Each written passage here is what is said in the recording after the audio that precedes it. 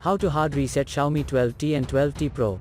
Step 1. Firstly, you should switch off the Xiaomi 12T Pro by using the power button. Step 2. Now, hold down the power key with the volume up simultaneously.